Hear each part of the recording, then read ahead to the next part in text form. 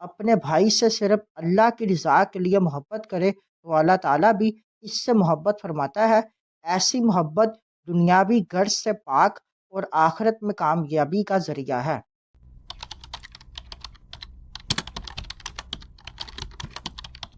بسم اللہ الرحمن الرحیم۔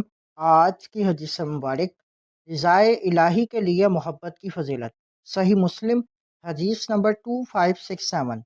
حضرت ابو ہریرہ رضی اللہ تعالیٰ عنہ سے روایت ہے کہ سیدنا رسول اللہ صلی اللہ علیہ وآلہ وسلم نے فرمایا، ایک شخص اپنے دینی بھائی سے ملنے دوسری بستی میں گیا، اللہ تعالیٰ نے اس کے راستہ میں ایک فرشتہ بٹھا دیا۔ جب وہ آدمی فرشتہ کے پاس پہنچا تو اس نے پوچھا، کہاں کا ارادہ ہے؟ جواب دیا، اس بستی میں اپنے ایک بھائی سے ملاقات کے لیے جا رہا ہوں۔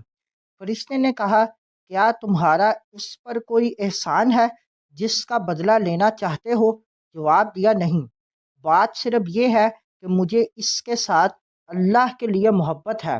فرشتے نے کہا، میں تمہارے پاس پیغام خدا بندی لایا ہوں کہ اللہ تعالیٰ تم سے محبت فرماتا ہے، اس لیے کہ تم نے مسلمان بھائی سے اللہ تعالیٰ کی رضا کے لیے محبت کی۔ اس حدیث مبارک سے کئی باتیں ثابت ہوئیں۔ نمبر 1، اللہ تعالیٰ کی رضا کی خاطر مسلمانوں سے محبت کی بہت فضیلت ہے۔ نمبر 2، خلق خدا سے رضائے الہی کے لیے محبت کرنے والا اللہ تعالیٰ کا محبوب بن جاتا ہے۔ نمبر 3، اولیاء کرام اور صالحین کی زیارت کرنا پسندیدہ عمل ہے۔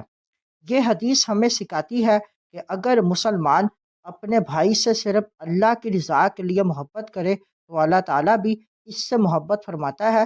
ایسی محبت دنیاوی غرض سے پاک اور آخرت میں کامیابی کا ذریعہ ہے۔